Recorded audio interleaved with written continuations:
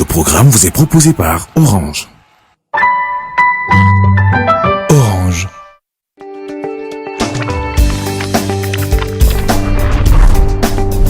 Dans ce siècle de grande consommation, les entreprises se livrent à une concurrence de plus en plus forte.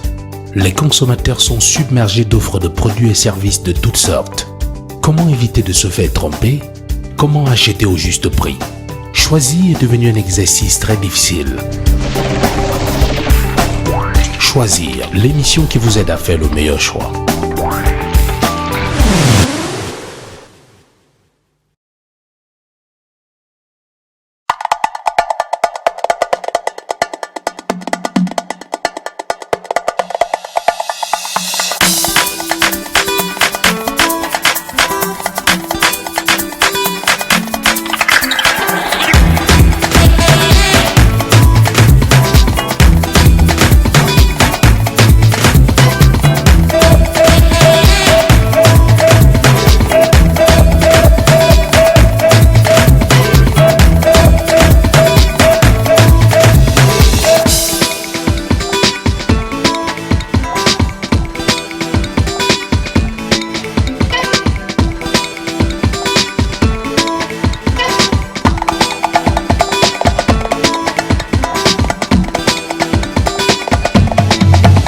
Le service d'argent mobile d'Orange, vous avez la maîtrise des événements au quotidien.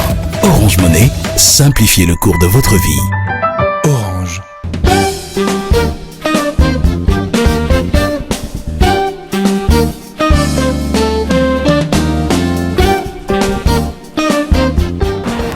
Heureux de vous retrouver, fidèles téléspectateurs du magazine Carrière. Nous revenons après une pause bien méritée pour entamer la rentrée de notre 8e saison de production de ce magazine commencé en 2012, souvenez-vous. Nous allons comme d'habitude vous offrir des parcours captivants, des coachings pertinents, mais également vous montrer comment l'on peut développer toutes ces compétences par des initiatives inspirantes.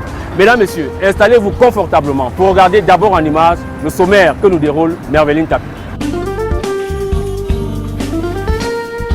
Bienvenue dans votre magazine Carrière. À l'entame de cette édition, nous faisons une incursion dans le monde des personnes vivant avec un handicap. D'abord, ADEFAN, une association mise sur pied par Aimé Raymond Gangué pour booster l'handiprenariat. Amputé des jambes et de quelques phalanges, il ne se sent pour autant pas diminué. Larepissa, golfeur international, a survécu à un drame qui l'a rendu encore plus fort. Un parcours à découvrir en Success Story. Pour cette nouvelle saison, nous avons mis les petits plats dans les grands pour vous. Nous sommes retournés sur les traces d'anciens invités de votre programme. Que sont-ils devenus? Vous le saurez en regardant votre nouvelle rubrique Carrière Impact. Pour cette première livraison, l'entreprise NT Food de Thierry Niamey nous ouvre ses portes 7 ans après son passage à l'émission Carrière. C'était le sommaire. Suivez-moi pour découvrir tous ces reportages.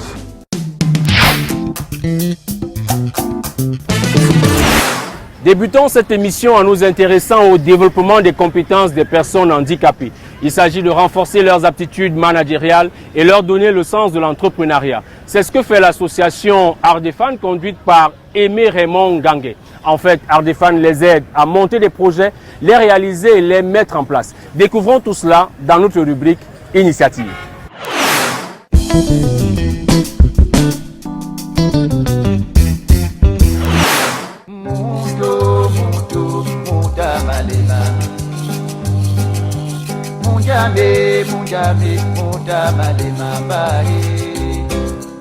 Bonjour, je suis Aimé Raymond Gangentepe.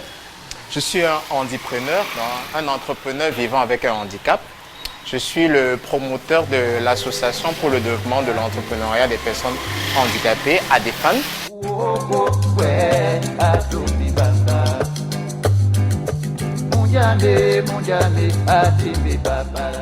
ADEFAN, Association pour le développement de l'entrepreneuriat des personnes handicapées, c'est une association qui part déjà d'un constat selon lequel les personnes handicapées, ou encore pour habiller le mot, les personnes vivant avec un handicap dans notre réalité, ne s'investissent pas beaucoup dans le volet entrepreneuriat, donc création d'emplois. Ce que nous appelons affectueusement, c'est un néologisme, le handipreneuriat, dans l'entrepreneuriat des personnes handicapées. Les stéréotypes déjà qu'on a vis-à-vis de ces personnes, c'est quoi? C'est qu'elles sont mendiantes, elles sont dans les rues, elles ont souvent besoin d'une certaine forme d'assistance. Mais nous avons voulu changer ce paradigme-là, c'est pour ça que ADEFAN est né.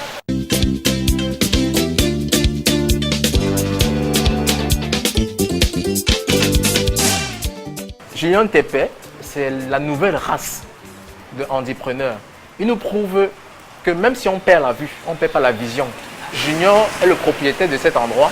C'est le promoteur de Freshline, la saveur du goût. Il fait des fresh burgers, il fait des très bons repas.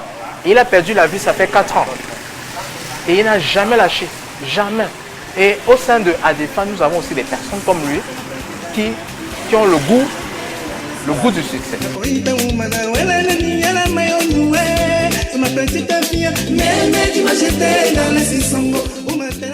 Notre association ADEFAN a un ensemble de projets.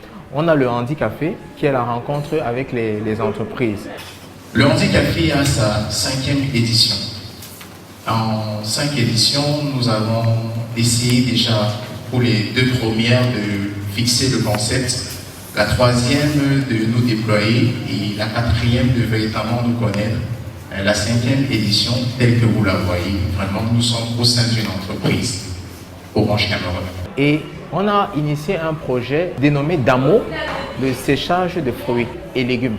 En dehors de ces projets, nous nous impliquons davantage dans le digital avec le projet Handi Digital, qui est un projet qui va impliquer les personnes en situation de handicap dans les nouvelles technologies de l'information et de la communication. On a des formations en montage de projets, en développement de l'esprit d'entrepreneuriat.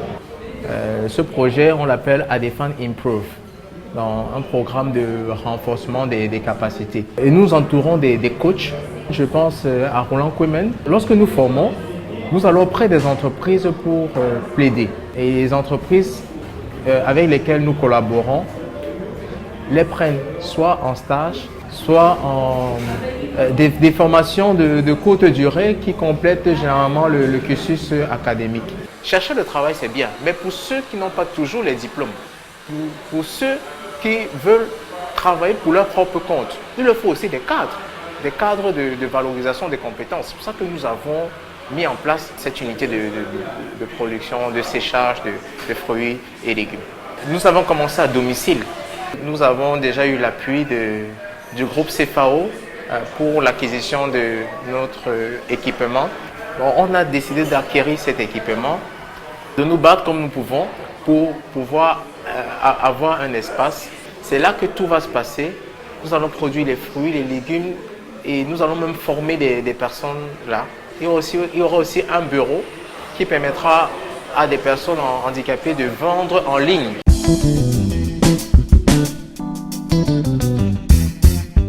Les difficultés que nous rencontrons, c'est l'absence de moyens financiers. L'argent, c'est le nerf de la guerre. C'est pour ça que nous attendons de l'État, par exemple, la mise en place d'un fonds spécial qui va permettre aux personnes handicapées, chaque année, des personnes handicapées entreprenantes, de pouvoir avoir des moyens d'accompagnement. Et nous invitons aussi les entreprises à mettre une enveloppe budgétaire assez conséquente pour les projets, à mettre aussi à notre disposition des experts qui pourront nous accompagner dans la mise en place des projets et dans l'agrandissement même des projets initiés par les personnes handicapées. Nous invitons les entreprises bancaires, donc les institutions bancaires, à nous faire un peu plus confiance vis-à-vis de mes amis en situation de handicap. Il y en a beaucoup qui sont dans leur maison, qui ont des projets. Il y en a qui veulent vraiment sortir des sentiers battus. Ne lâchez pas, continuez, battez-vous. On veut qu'au Cameroun, dans les 5-10 prochaines années, on dit ok, les handicapés aussi créent des entreprises.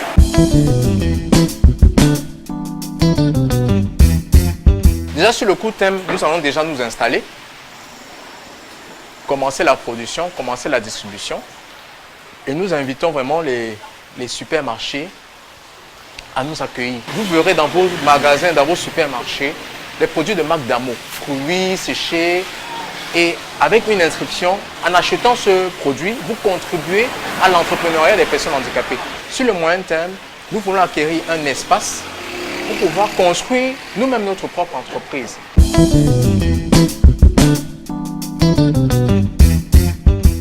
Premier conseil que je donnerai aux jeunes, c'est savoir démarrer, partir de rien. On n'a pas toujours besoin d'avoir le million pour commencer. Deuxième conseil, c'est avoir une vision. Ne perdez jamais la vision de votre projet.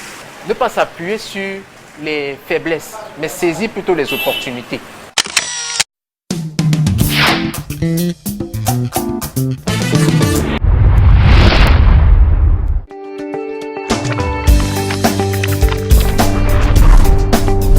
Dans ce siècle de grande consommation, les entreprises se livrent à une concurrence de plus en plus forte. Les consommateurs sont submergés d'offres de produits et services de toutes sortes. Comment éviter de se faire tromper? Comment acheter au juste prix? Choisir est devenu un exercice très difficile. Choisir, l'émission qui vous aide à faire le meilleur choix.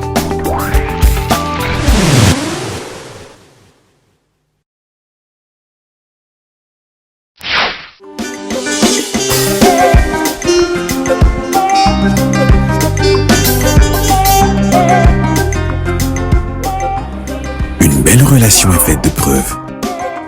Avec Orange Fidélité, chacun d'entre vous peut recevoir un smartphone et savoir qu'il compte pour nous. Orange. C'est grâce à l'assurance rapatriement que j'ai pu respecter le dernier désir de ma défunte mère. C'est à ce moment-là que Diaspo Assure est intervenu. Grâce à l'assurance rapatriement, j'ai pu prendre en charge le transport du corps de ma mère. Diaspo Assure a également pris en charge mon voyage aller-retour afin d'accompagner ma mère avec un soutien psychologique très encadré. Je suis très heureuse d'avoir pu bénéficier des services de Diaspo Assure. Diaspo Assure, la distance, plus jamais un obstacle. Le portrait de cette édition est consacré à un handicapé qui pratique du golf à un haut niveau de compétition. Il s'agit d'un Camerounais qui, au départ, ramasseur de balles sur les cours de golf, est passé caddie et a obtenu son diplôme de golfeur dans cette discipline grâce à sa passion, sa détermination et son courage. Malgré un accident qui va l'amputer de 3 membres, Larry Bissa, cet originaire du Mbaminoubou, va garder sa passion, sa détermination, mais surtout ce mental de fer qui fait qu'aujourd'hui, il reste sur les grands cours pour gagner encore plus de trophées. Voici notre portrait en success story, rencontré par Merveline Tapi.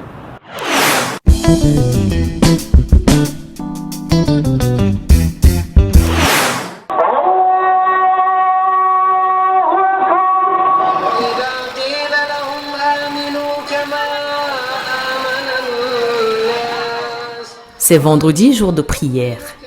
Un rendez-vous majeur dans l'agenda de ce jeune homme qui doit tout à Dieu. Un miraculé qui désormais savoure chaque seconde de vie à lui accorder après un tête-à-tête avec la mort.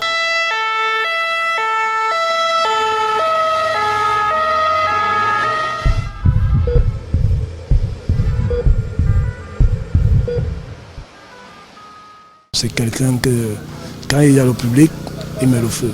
Je sais qu'il va apporter des choses, des très bonnes choses pour ses frères qui peuvent encore jouer, mais bon, pour le moment, nous, on ne peut que pleurer son accident. Je n'arrivais pas à le regarder en face parce que c'était mon ami de tous les jours. On allait en boîte, on jouait ensemble, on faisait tout ensemble. Mais son accident nous a théorisé. Il est gentil, Bon, comme tout grand joueur, que ce soit au foot ou au golf, il a son caractère de leader. Vous voyez que malgré son handicap, il a continué à rester parmi les meilleurs. Il garde le même moral partout où il ira.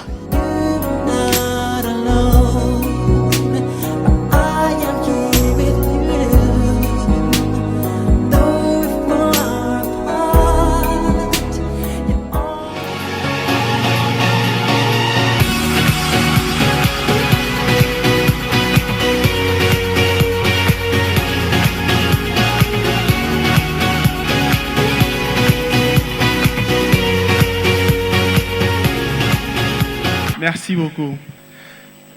Très content d'être parmi vous, de pouvoir vous dire ce qui s'est passé. C'est pas un hasard. C'est pas inévitable, c'est évitable. Mais on n'est pas maître de son destin.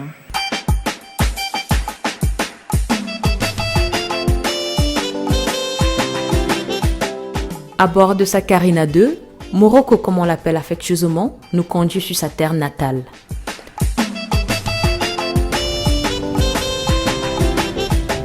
Nous sommes à un peu plus d'1 kilomètre du centre-ville de Bafia. 2 ans déjà qu'il n'y est pas retourné, c'est en larmes qu'il est accueilli par les siens.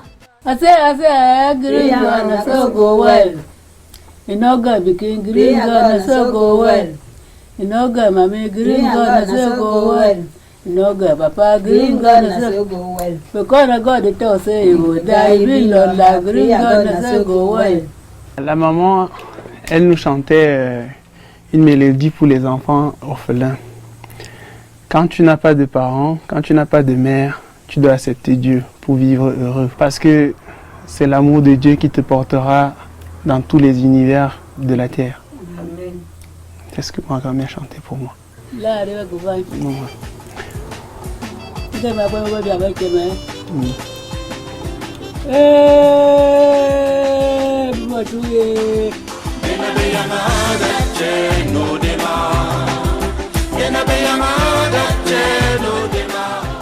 Retour à Bafia, chef-lieu du département du Mbam, région du centre. C'est ici, en 1990, que Larep Issa, golfeur international camerounais, vient au monde. Ici, c'est ma maison natale, c'est ici que je suis né, c'est ici que j'ai grandi, c'est la maison de mon enfance. C'est ma cousine. C'est ma cousine. Mais c'est ma mère, parce qu'elle m'a vu grandir, elle m'a vu naître ici. Quel plaisir. Le plaisir de se retrouver à la maison. C'est immense ce plaisir-là. C'est immense, c'est immense.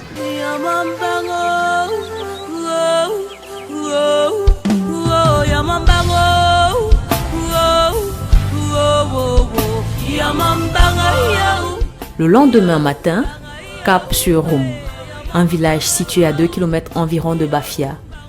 Siji, celle qui lui a donné la vie.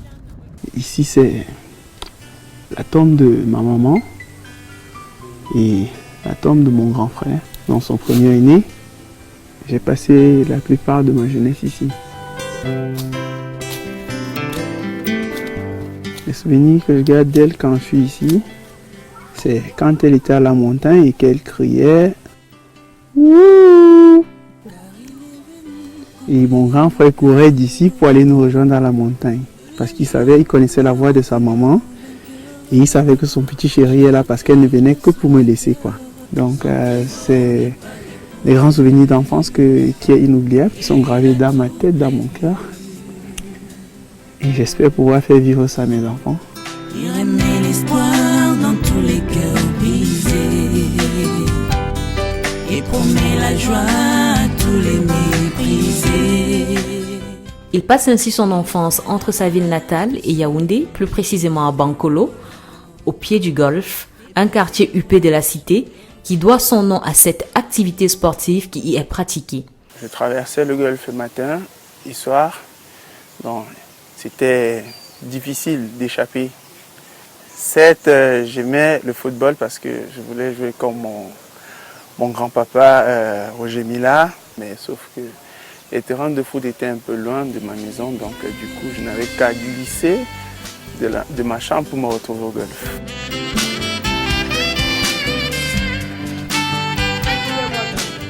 À 3 ans, il entame ses études à l'école primaire de Tinga et les poursuit jusqu'en 3e année mécanique. Alors qu'il est âgé de seulement 13 ans, sa mère décède, sa famille éclate et il met un terme à ses études. Mon papa il prend une deuxième femme, ce qui n'est pas facile pour moi. Donc du coup, j'ai plus ma scolarité payée pour avoir mon cap. Même au comble du désespoir, Jésus peut changer ton histoire. Désemparé, il retourne à Bafia où il suivit grâce à des petits jobs. Laveur de voitures, porteur de casier et même creuseur de sable, il vit de ce qu'il voit. Ici, dans cette laverie, c'est d'où j'essayais de gagner mon quotidien. On lavait les voitures et les motos aussi, comme vous voyez là. Je reconnais beaucoup de visages encore là qui m'ont vu grandir, qui m'ont vu bousculer ici. Donc c'est un grand plaisir, c'est un plaisir énorme.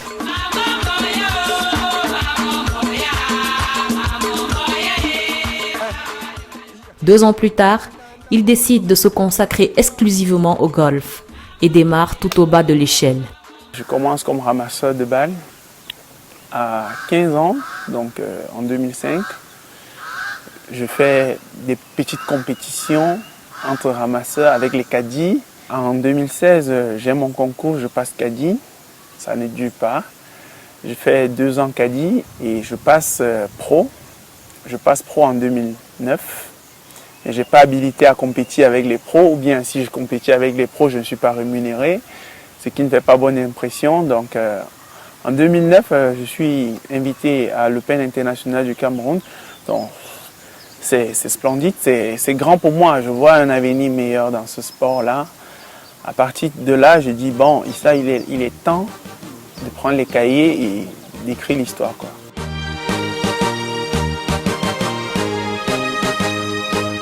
Sa carrière professionnelle débute donc en 2010.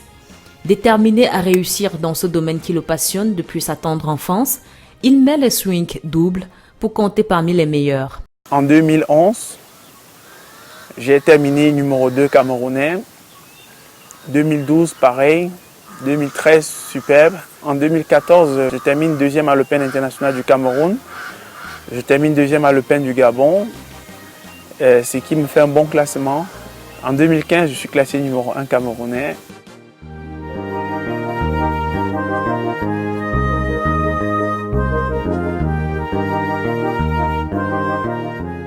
Malgré ce sacre, il vise toujours bien plus haut. La même année, il obtient ses qualifications en 3e division européenne en Espagne. Je suis arrivé en Espagne. J'allais jouer les qualifications pour la 3e division européenne de golf. J'étais tout seul, j'étais le seul black. J'ai participé à la compétition, je me suis qualifié dans le froid, dans la neige, dans les grêles de glace et tout. J'ai pu me qualifier. Je fais 6 tournois en Europe sur lesquels je ne brille pas parce que les temps sont vraiment pas adéquats, quoi, pas favorables. C'est la neige, c'est les grêlons. Je découvre l'hiver, donc j'arrive pas à m'exprimer. Je reviens au Cameroun. Je joue quelques tournois en Afrique.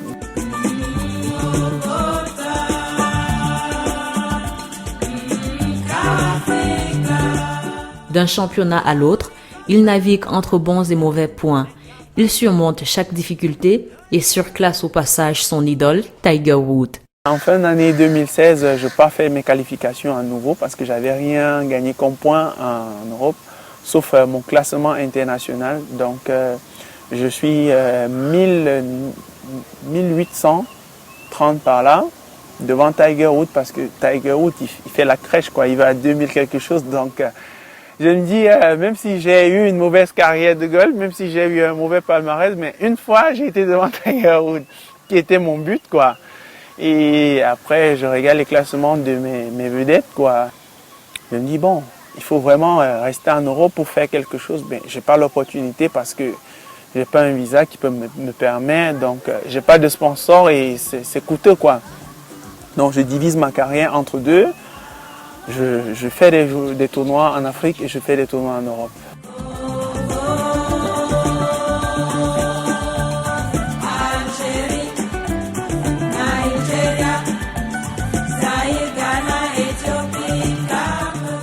Ses performances de 2016 se poursuivent en 2017. Le jeune prodige du golf camerounais enchaîne des succès sur la pelouse verte. Je suis allé en 2018, ma très belle victoire qui est inoubliable, c'était à Dakar. Le 14 janvier, j'ai gagné 10 000 $.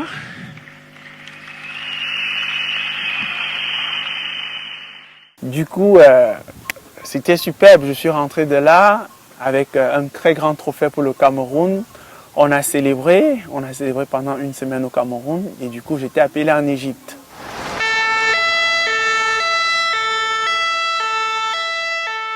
En début d'année 2018, alors qu'il est au sommet de son art, l'irréparable se produit. Pendant un déplacement en Égypte pour un tournoi de golf, il est saisi d'un grand malaise. J'ai pris mon vol pour me rendre au Caire, en Égypte, pour mon tournoi de la 3e division, le 10 février. Je me suis entraîné, tout allait bien. Je courais, je marchais, je faisais tout. À la veille de mon tournoi, j'ai eu pas le palu parce que j'avais les médicaments de nécessité. Un petit froid. Je dis, je suis habitué au froid et tout, mais qu'est-ce qui ne va pas? J'ai senti des frictions au niveau de mes doigts, au niveau de mes pieds. J'ai eu très très froid. Très très froid. Je me suis senti fatigué. J'ai dit à mes collègues, je suis fatigué, je ne me sens pas bien. Ils m'ont dit, prends un bain, bois des médicaments, parce que nous, on voyage avec la trousse médicale et tout. J'ai pu prendre mon bain et les gars, ils m'ont invité au restaurant. J'ai dit non, je suis très fatigué, ça ne va pas. Ils m'ont dit non, ça c'est la retrouvaille, il faut quand même que on va boire un coup, quoi. J'ai dit bon, il n'y a pas de souci, les gars. Nous sommes partis au resto. J'étais habillé en doudoune parce que je sentais très très froid. Imaginez, en Égypte, nous sommes en Afrique, dans tout le Cap, dont tous mes amis se sont moqués de moi en disant en Espagne tu avais froid. Bon, on savait que c'était ta première fois d'arriver en Europe, mais ici nous sommes en Afrique, comment se fait-il que tu as froid? J'ai dit non, je ne me sens pas bien.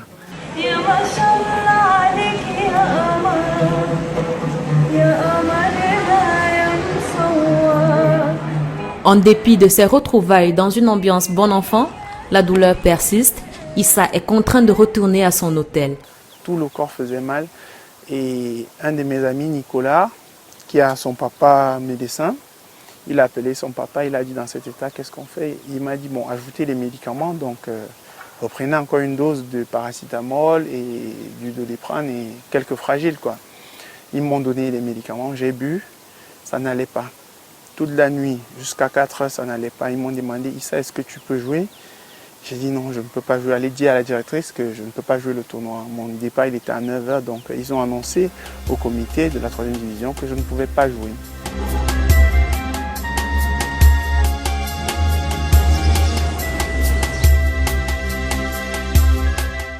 Ce qui s'apparente au départ à un simple cas de paludisme selon un premier diagnostic médical vire au drame. À leur retour le soir, là moi j'avais déjà perdu conscience parce que ce que je vous dis c'est ce qu'on m'a dit.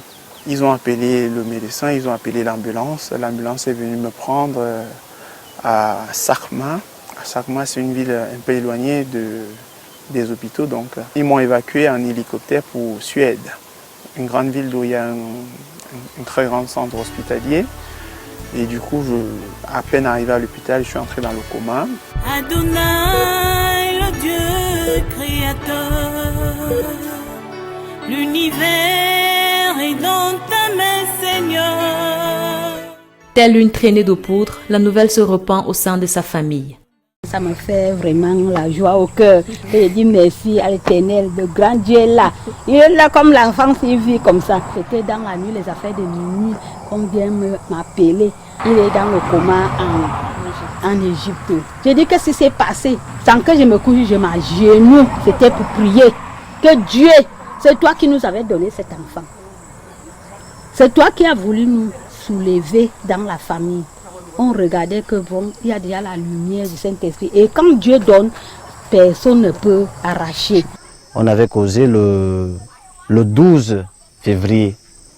Et puis le 13, je vois qu'il n'était plus connecté. Alors qu'il était connecté sur WhatsApp tout le temps, j'envoie le message, je vois qu'il n'a pas reçu. Je crois que c'est le 14 que sa femme m'appelle donc. Elle me dit, voilà, il faut beaucoup prier, ton frère ne se sent pas bien, il est dans le coma. Nos mains sont levées, nous voulons t'élever, t'adorer et te célébrer, Adonai. Après 4 jours de coma, il revient à la vie, mais n'est pour autant pas tiré d'affaire. Je ne sais pas ce qui s'était passé ce soir-là, mais je me suis réveillé 4 jours après. Je ne ressentais plus mes pieds ni mes bras. C'était hyper douloureux. Je demandais au médecin, qu'est-ce qui s'est passé, mon frère? Il ne parlait pas en anglais ni en français, il parlait en arabe. Je lui ai dit, mon frère, explique-moi, écris même sur le papier en anglais, je vais comprendre ce qui se passe. Il me dit qu'il va trouver un traducteur pour continuer. J'ai patienté 2 jours. Le corps commençait à pourrir. J'ai dit, qu'est-ce qui ne va pas? Les infirmières, ils ne parlent qu'en arabe. Personne. Par la bonne chance que j'ai eue, on a fait venir une dame, une Française, qui s'exprimait en arabe. Elle me dit, non, vous avez eu une méningite bactérielle. Et comme vous êtes sportif, on croit que ça va aller. Ça va baisser et vous allez reprendre votre vie normale, quoi. Je dis, il fallait me dire ça. J'ai eu peur. Il fallait me dire quelque chose comme ça. Là, je vais rester en confiance. Une semaine passée, ça commençait à pourrir. Donc, il n'y avait plus moyen de faire quelque chose. Ils m'ont fait une opération pour voir ce qu'il y a à l'intérieur de ma peau qui gonflait, mais il n'y avait rien. Il n'y avait que du sang et du puits. Donc, j'ai eu des pansements sur cette main. Cette main était complètement pourrie. Et les pieds, ils ont commencé à enfler. En même temps, les doigts sont devenus raides de mort, quoi. Donc mon corps a commencé à nécoser. Et là j'ai dit, qu'est-ce qui se passe? Ils m'ont dit, on doit t'amputer. J'ai dit, mais c'est pas possible, je ne peux pas être là en bonne santé et vous me dites que vous allez m'amputer. Ils disent que non, on va t'amputer. Ça, tu es un sportif, on n'a pas le choix parce que la maladie elle est en train de se développer, on n'arrive pas à la stabiliser. Et je demande, vous allez m'amputer d'où? Ils m'ont dit qu'ils devaient me couper à partir de l'avant-bras, des 2 avant-bras et au niveau des cuisses. J'ai dit, pourquoi cette moitié va rester? Si vous me prenez tout ça, ça ne vaut pas la peine. Mieux je vais au suicide.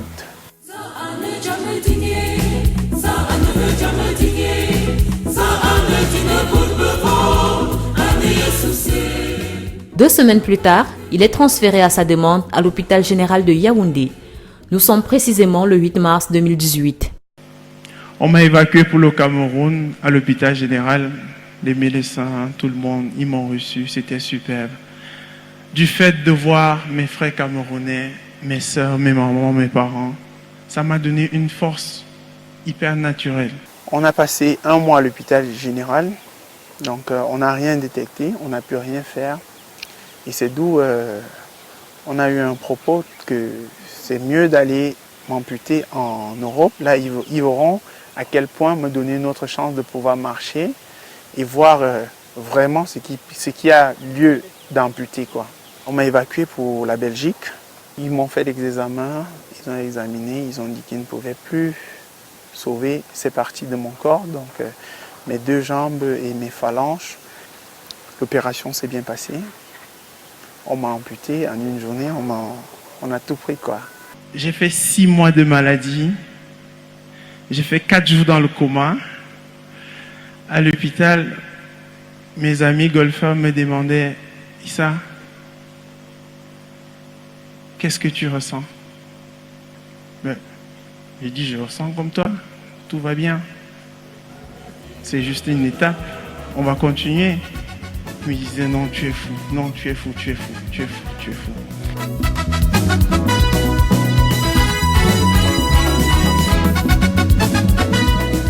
Après plusieurs séances de rééducation, il quitte l'hôpital en octobre 2018 avec des prothèses en lieu et place des jambes, ainsi que quelques phalanges en moins, mais ne se sent pas pour autant diminué. Quand j'ai été évacué en Belgique, mon médecin m'a dit, Issa, voyant tes stratégies de jeu et de discipline, et de travail et de force d'âme, je crois que tu vas marcher 1 semaine. J'ai dit, ben, c'est pas possible. On dit que lorsqu'on met les prothèses à quelqu'un, ça prend 3 mois pour qu'il se mette debout. Ça, je refusais. Mais c'est vrai, parce que marcher sur les prothèses, c'est comme si tu portais 2 sacs de ciment sur la tête. Mais aujourd'hui, avec le plaisir et la joie de vivre, je marche comme si j'avais rien, comme si nous étions pareils.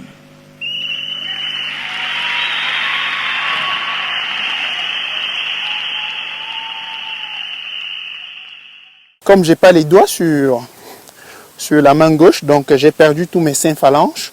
Donc j'ai eu à adapter ce gant pour me permettre de gripper comme si j'avais les doigts.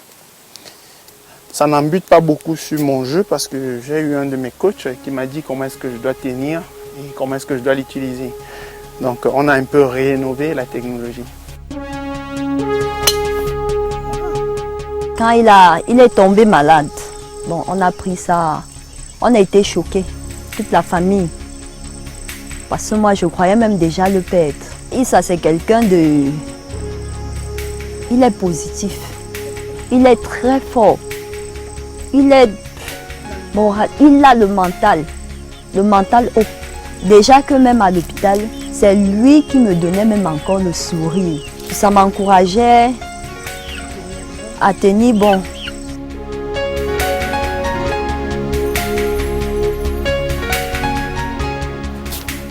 Chef de famille, père de plusieurs enfants, il est décrit comme un conjoint attentionné, dévoué, un homme déterminé à aller jusqu'au bout de tout ce qu'il entreprend par celle qui partage sa vie depuis une dizaine d'années.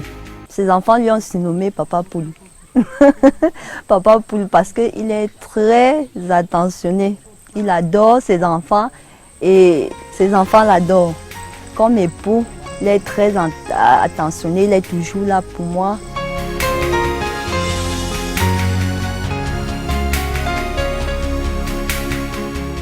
Un an après cette épreuve, dont les stigmates resteront à jamais marqués sur son corps, Larep Issa se sent bien plus fort. Avant, je roulais dans le Range Rover, les filles même elles ne regardaient même pas.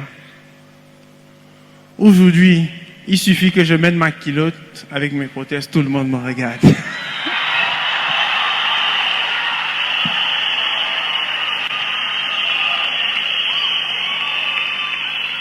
Il se demande qu'est-ce qui n'a pas marché. Qu'est-ce qui n'a pas marché? Mais c'est la volonté du Seigneur. On ne peut pas changer, on ne peut rien faire. On n'a qu'à accepter et continuer. Je me sens plus fort aujourd'hui. Parce que j'ai passé une épreuve qui m'a montré qu'il y a le maître de l'univers qui existe, qui est capable de décider de tout. Et c'est pas facile au quotidien. Mais je pense que c'est un manque de moyens parce que si j'ai les moyens adéquats, je pourrais vivre comme un autre citoyen, comme tous les citoyens. Donc déjà, je ne vais même pas dire que je suis handicapé parce que de temps en autre, j'ai mes prothèses. Donc avec mes prothèses, ça va, je me déplace, je me conduis, je fais du vélo, je fais tout. C'est pas facile parce que dans notre pays, au Cameroun, on ne vit pas ça au quotidien, on ne voit pas ça. Donc du coup, j'ai beaucoup de regards, j'ai beaucoup de questions. La plupart des personnes, mais Issa, qu'est-ce qui n'a pas marché? Je dis, ben, c'est la vie. Elle a décidé que je continue dans cette lancée et comme ça, pour être un autre héros.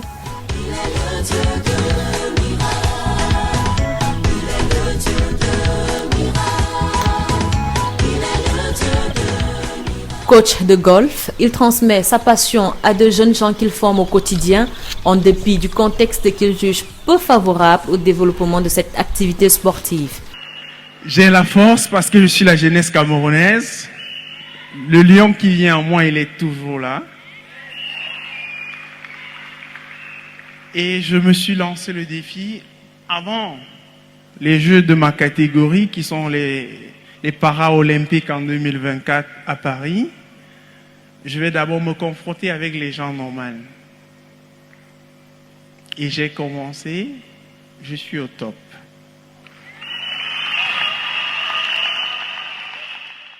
c'est pas facile parce que nous ne sommes pas soutenus.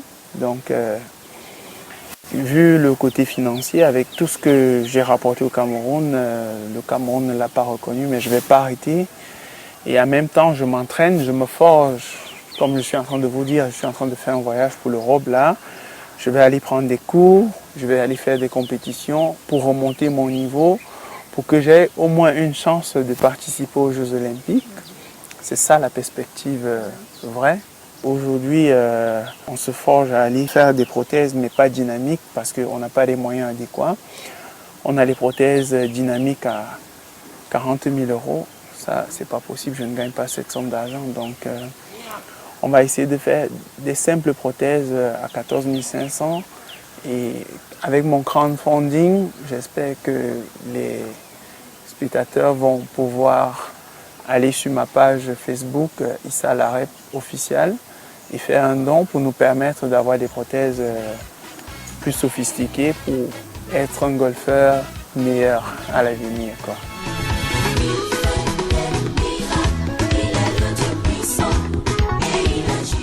À l'endroit de la jeunesse camerounaise et à la nation tout entière, il prône l'unité, mais surtout la foi et l'espérance en toutes circonstances. Vous me voyez, aujourd'hui je suis debout, je me lève, je continue.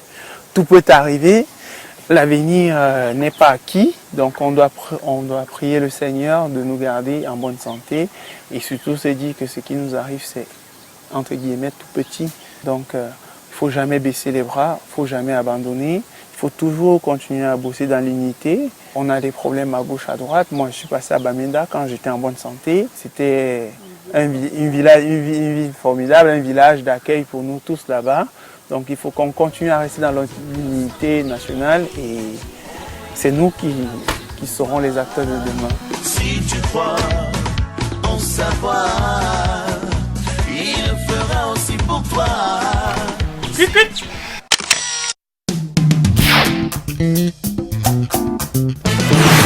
Il s'appelle Larep Issa, golfeur camerounais au parcours atypique comme vous venez de le découvrir dans ce reportage. Et on va tout de suite parler de la santé du golf au Cameroun. Ce sport en termes internationaux, il se porte à merveille, sauf que nos acteurs ne sont pas accompagnés et ils ne sont pas dévoués. Ils ont perdu un peu le goût de jouer au golf parce que, on va dire, pour le moment, ça ne paye pas au pays.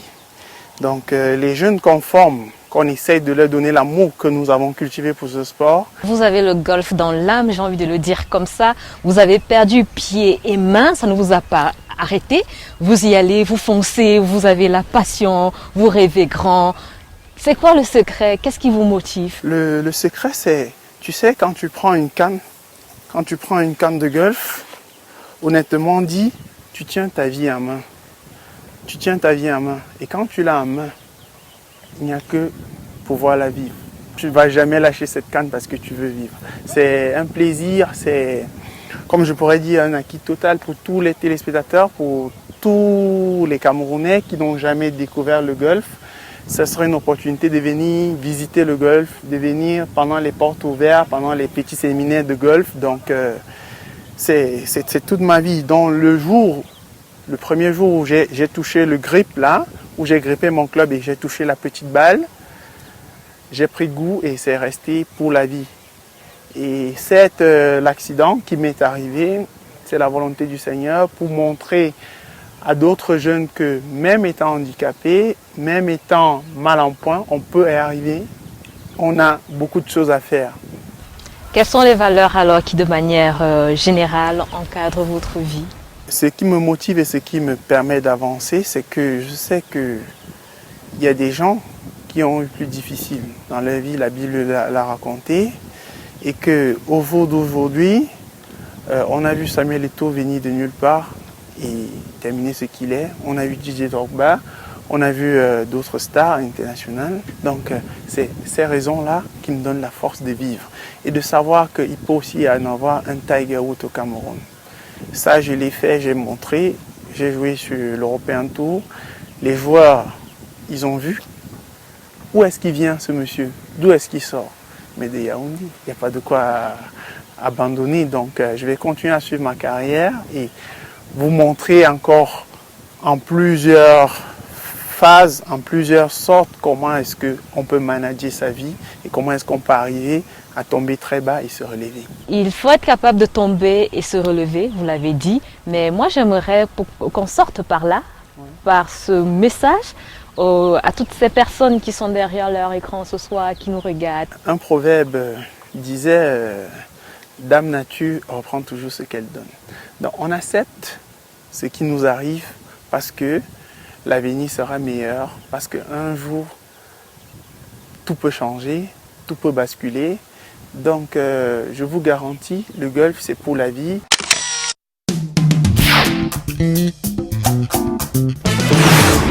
C'est le moment du coaching dans cette édition de carrière. Souvent, nous nous plaignons face à des tâches qui paraissent insurmontables, que le travail est difficile. Mais alors, comment travailler intelligemment? Brice Kamgang, coach en développement personnel, part d'une allégorie et nous donne plus d'astuces et de détails, suivant attentivement ce coaching.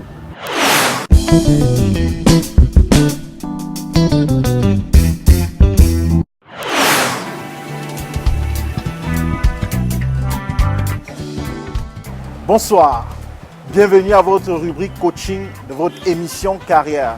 Comment travailler intelligemment? Pour répondre à cette question, écoutez cette histoire. Il était une fois un village qui gagnait de nombreux combats. Et ce village a perdu son vaillant leader, son vaillant soldat. Les notables et le chef se sont assis et se sont demandé mais comment est-ce qu'on va faire maintenant pour choisir quelqu'un qui va être notre leader en remplacement de celui que nous avons perdu. Eh bien, le chef va faire une suggestion à ses notables et leur dit « Je propose de lancer un défi au cours duquel il faudra abattre un arbre. Le premier à abattre son arbre sera notre leader. » Les notables vont valider, le concours va être lancé. Le jour du concours, un jeune homme mince, fréluquet, au nom de Harry, va se présenter également au concours.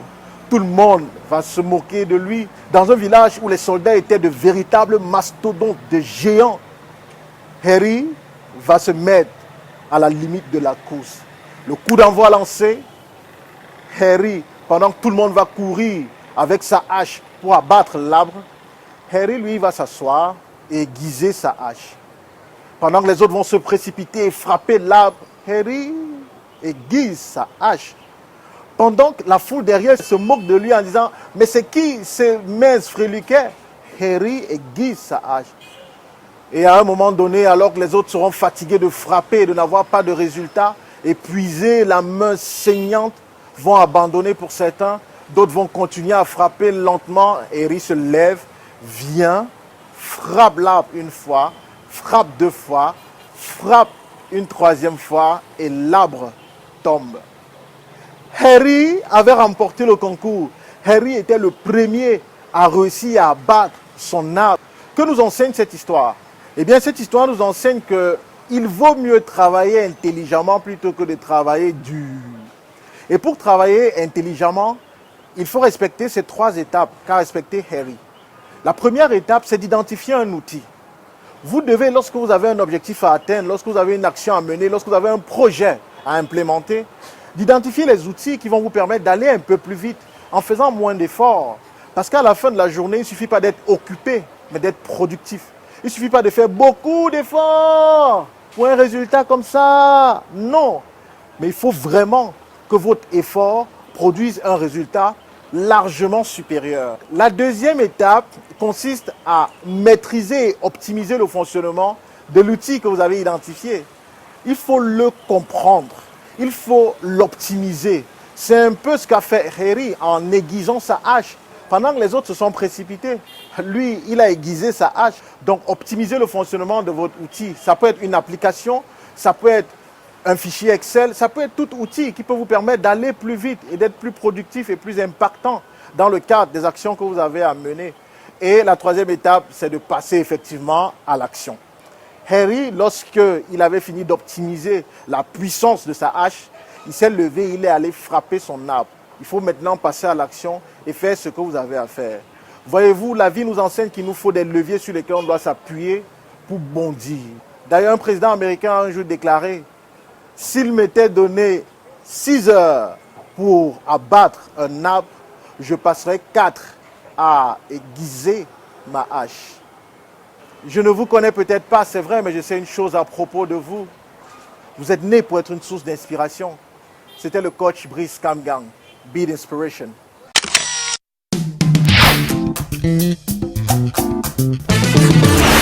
Comme je vous l'annonçais en entame de cette édition, nous inaugurons aujourd'hui la 8e saison du magazine Carrière. Et voyez-vous, en 2012 déjà, nous avions mis en lumière des jeunes entrepreneurs aux produits pas toujours connus ou pas très appréciés du public et qui, plusieurs années après, se présentent comme de véritables labels Made in Cameroun. Nous allons donc inaugurer la série de nos initiatives et success stories que nous présentons en Carrière Impact. Vous les retrouverez tous les 3 mois. Premier sujet retenu, c'est celui de Tanti, l'entreprise NT Foods que conduit Thierry Nyamen est aujourd'hui présenté comme un véritable fleuron industriel de notre pays. Mais savez-vous comment il a commencé et quelle transformation il a subi? Carrière est repartie sur les traces de Tanti. Voici le reportage en Carrière Impact.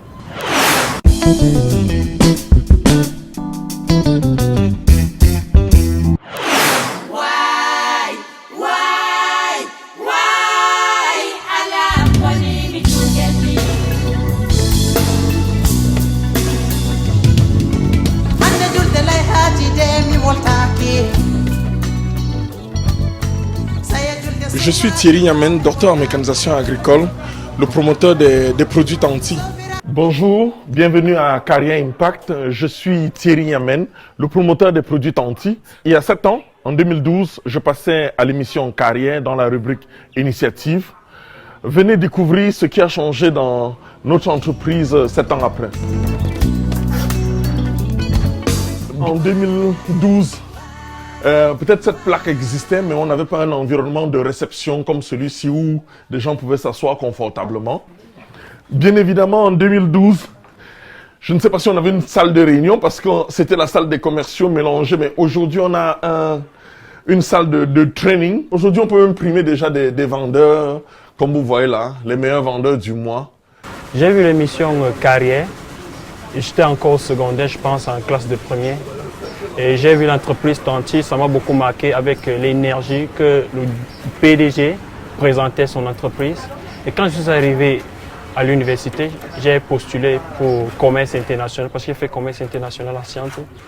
Après mes 1 an de formation, je suis venu faire le stage académique ici à NT Food. Après le stage, j'ai trouvé que l'entreprise NT Food était une entreprise qui encourage la jeunesse camerounaise. C'est pourquoi j'ai postulé mon tout premier emploi à NT Food. Je n'ai pas fait plus d'1 an, on m'a nommé senior. Quelques temps après, on m'a nommé contrôleur de vente. Ça ne fait pas 2 jours. Donc présentement, je suis déjà contrôleur de vente. Donc je remercie vraiment l'émission Carrière parce que grâce à cette émission, je suis ce que je suis aujourd'hui. Dans la vie, il n'y a pas de sous-métier. Quel que soit ce que tu fais, il faut te donner à fond. Carrière Impact, c'est... Madame Jota, la responsable des initiatives financières, était là. Bon, elle est là maintenant, mais dans un bureau beaucoup plus confortable. Carrière Impact, bien évidemment, c'est que nous pouvons avoir une maîtrise de toutes les actions qui sont menées. Nous avons une 30aine de caméras sur le site qui nous permettent d'avoir en temps réel les activités de nos collaborateurs. Oui, ici nous sommes au cœur de l'unité de production des produits Tanti, que vous voyez ici avec son ensacheuse automatique et tout le process qui est en train de produire des produits de qualité.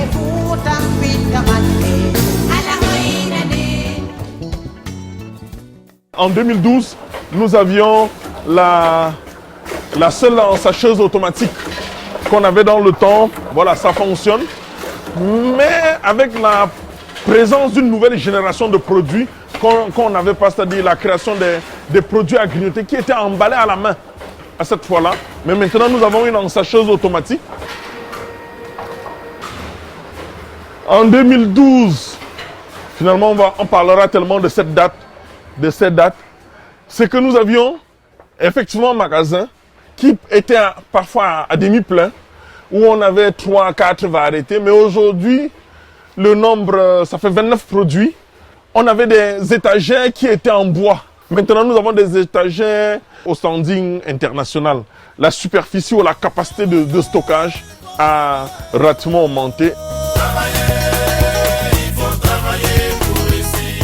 En 2012, il y avait une ambition qui était à long terme, ou tout du moins à moyen terme, qui était d'envahir la sous-région. C'est devenu un projet à très court terme parce que nous avons déjà des tentacules au Tchad, en Centrafrique et au Congo. Nous venons de recruter une market developer qui a le Nigeria comme ambition, comme objectif dans son job description. Dans cette salle, il est bien vrai, on peut signaler que c'est interdit d'y entrer, mais nous avons créé un laboratoire de mélange plus moderne. En 2012, vous aviez une mélangeuse, on va la voir, hein, cette fameuse mélangeuse qui était dans le temps. Aujourd'hui, c'est l'inox. Sa contenance est encore plus grande. Elle est automatique en termes de timing. Oui, à l'époque, c'était le tamisage à la main. Mais aujourd'hui, vous avez un plan surfeur capable de vous faire des quantités non seulement énormes, mais surtout que cela remplace 8 personnes. En 2012, ce coffret n'existait pas. Nous étions dans un coffret du style artisanal, mais aujourd'hui, toutes les commandes sont faites à partir d'ici, où vous regardez ce petit jeu de lumière qui est, pour moi, le symbole, les signes extérieurs d'une croissance. En 2012, on grillait le soja sur le four, mais maintenant, on n'a pas besoin de vous dire ce qui se passe là. Donc c'est automatique et ça peut ressortir tranquillement. Donc c'est autre chose. Ah oui, la fameuse machine, la première machine, la machine mère. Elle doit exister. La première femme doit toujours rester, quel que soit ce qui se passe. Elle continue à produire de l'huile et on n'a pas d'autres soucis. Ici, c'est NT Food by...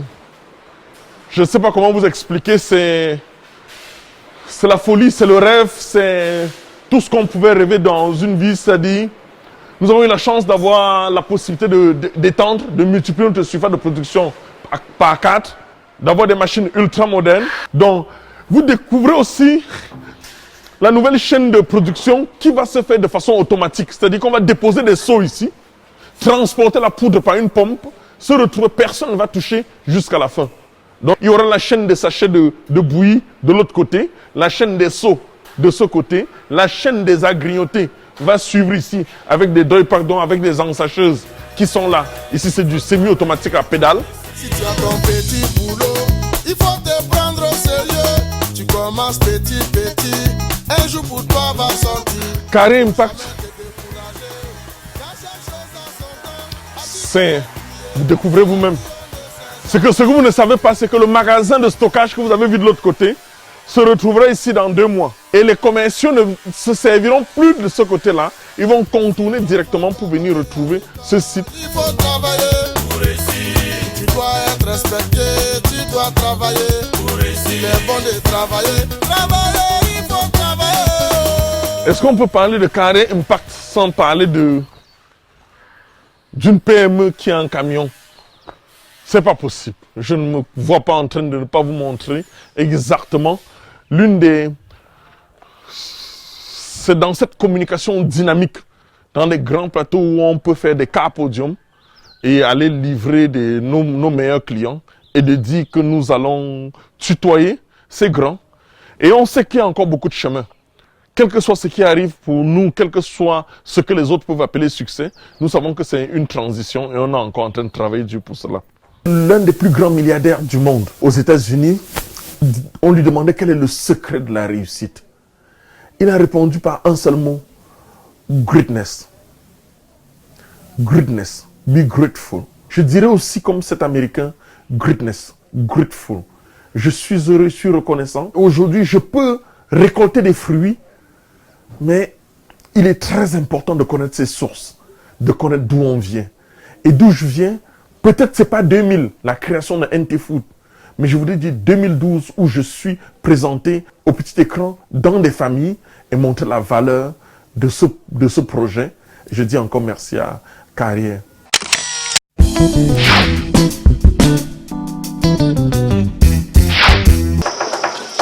Coupure du ruban. L'école doctorale de l'université de Thion est prête.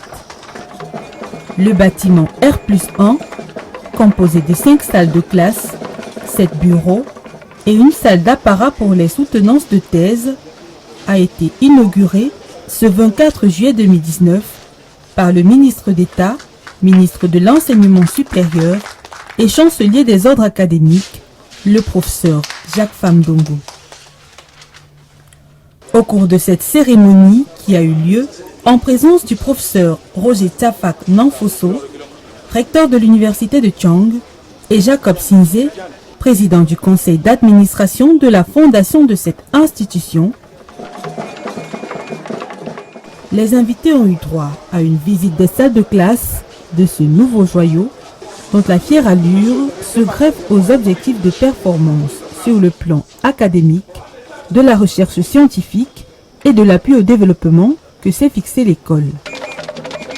On rappelle, les travaux de construction de cette école doctorale, lancée le 27 juin 2018, ont bénéficié du financement de la fondation de l'université de Thiong dans le but d'accompagner l'État dans ses missions régaliennes. Voilà ce que nous avions prévu pour vous ce soir, pour cette nouvelle édition du magazine Carrière. Retenez que quelle que soit votre situation physique, émotionnelle ou psychologique, il ne faut pas du tout abandonner.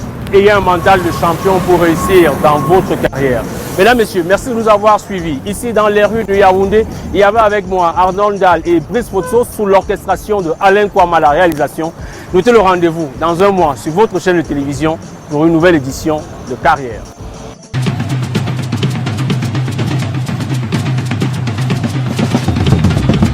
Ce programme vous a été offert par Orange. Orange.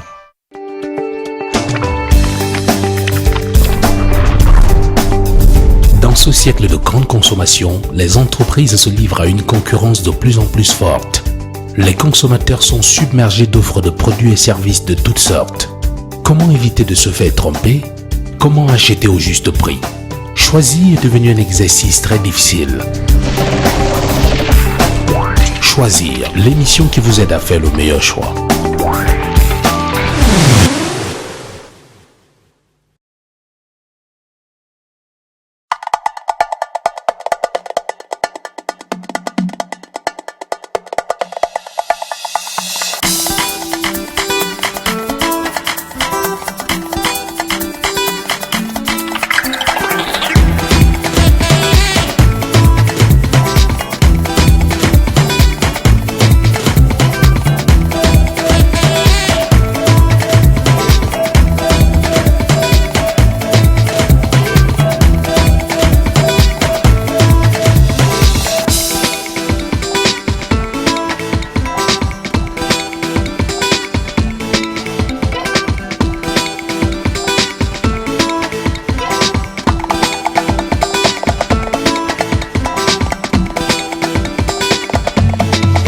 Avec le service d'argent mobile d'Orange, vous avez la maîtrise des événements au quotidien.